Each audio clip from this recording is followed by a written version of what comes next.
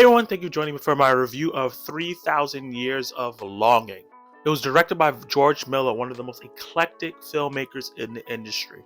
His work varies from the Mad Max franchise to Happy Feet to Babe to all different kinds of genres. Like George Miller sees a script or thinks of something, he's like, yeah, I could direct that and I could make it bang too, because he has multiple films that has won Academy Awards and things like that. So when I heard about him doing 3,000 Years of Longing with the Academy Award winner Tilda Swinton playing Aletha and Idris Elba, who's playing the Djinn genie character here, you know he's underrated and he's great. I thought, what could go wrong? This should be a fantastic movie. The trailer looked hype as hell. I'm not a super big George Miller fan, but that trailer got me really hyped. So I'm gonna talk about the things that I like. I'm gonna break down the good, I'm gonna break down the bad, but I'm gonna start with what the movie's about. While attending a conference in Istanbul, Dr. Alethea Bini encounters a Djinn who offers her 3 wishes in exchange for her freedom.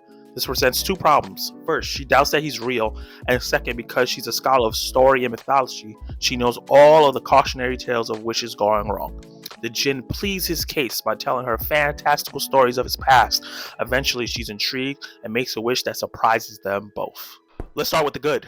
If you're a fan of the storytelling done in book, plays, and poems, the way the story is laid out here and the script is written is going to be perfect for you. With the parts of the story that usually, there's a gap there because you have to use your imagination to guess what's going on by the description brought to life cinematically by the gorgeous visuals by George Miller and crew. The colors pop, the VFX and the CGI look, for the most part, magical, and the stories that the Djinn tell, that's played by Idris Elba, are super fantastical and are brought and realized in a very great way. Accompanied by some adventurous music and music that is set in the periods of times that he is talking about, this movie transports you with the visuals, the music, the acting, and everything to another world, and it keeps you gripping and engaged. Idris Elba is fantastic as the Djinn, as he displays a charisma only that he could do, that displays his dismay and desperation as he's trying to plead to Alethea that he wants just to go home for once, stop being screwed over by all these different people, by helping them, and just for them to complete just 3 simple wishes.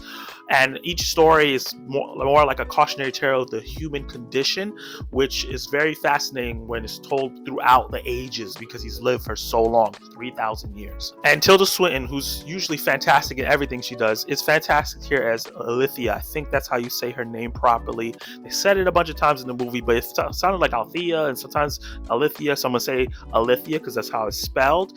She's really good in this role because the character is lacking understanding of people and love, but she's a lover of stories, and she's delaying doing these wishes because not only does she not trust the Djinn, because throughout history, even in the real world, genies and Djinn have been known to be tricksters. So that's what she thought was going to happen to her, and he's telling all these stories, trying to convince her to do it, and she's just be fascinated. Like, this is a great history lesson for her. So her fascination and the way she was engaged and their back and forth made her character come to life. For the first 2/3 of this movie, the chemistry between Tilda Swinton and Idris Elba is fantastic.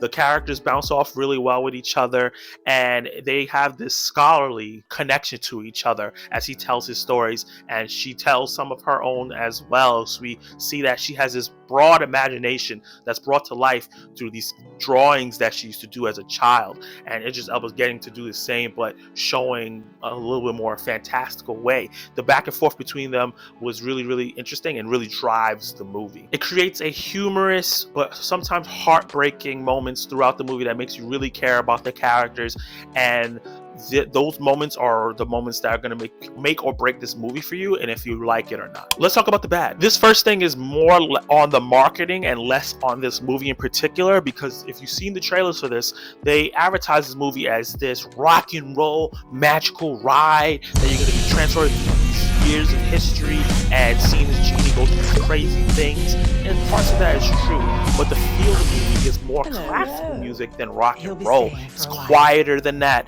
it's more poetic than that, and a lot of people are probably not going to know that going in, so I wanted to warn you, because you might be thinking you're in for this Mad Max genie ride, but it's really not anything like Mad Max at all. So I had warning going in, so I came in with the movie with open mind, and I want you to go in with open mind. The VFX for the most part in this movie is really great, but there are certain parts that you can tell it's a green screen, and it did take me out because how noticeable it was. It didn't happen often, but it happened often enough that it took me out of the movie a bit. And finally, the biggest detriment to this movie is the third act, which is not bad, but it's disappointing compared to the fantastic first 2/3. The first 2/3 was a very engaging, very fun, and very emotional roller coaster that I really enjoyed and was very unique. And then the third act kind of falls into some weird tropes and is filmed very weird, and the chemistry between the two leads kind of dissipates a little bit, and everything that was making this movie a great movie starts going downhill and brings it down just a bit. It's not executed like poorly, like it's just a terrible third act, but it's not as good as the first two acts. So it just brings the movie down a bit, which could have been something like a cinematic masterpiece if they pulled off what they were trying to do, to something that was, is great now. It's a great movie, it's something that's different. Let's talk about my verdict. This is one of the most unique films I've seen this year, and one of the most unique films I've seen ever, pretty much. I think George Miller had a great idea adapting this book, short story, and fleshing it out and making it something in the theater that's different. I think it's something that you should see in a theater because of how great the visuals are throughout most of the movie and how great the two leads are. But there are shortcomings because you get these first two great 2/3, but then the third act kind of falls apart a bit. So it keeps it from being this top tier movie to a great movie, which is not bad. So I'm going to give this movie a B. Comment your thoughts down below. Did you like it? Did you hate it? What would you rate 3,000 Years of Longing? And if you didn't see it, based on my review, do you feel like this is something you would check out or you're going to skip? If you are already a subscriber, like that video. And if you're not a subscriber, subscribe to my channel, like the video, hit the notification bell so you can be notified of my reviews, reactions, and more. And you can catch more of my content right now.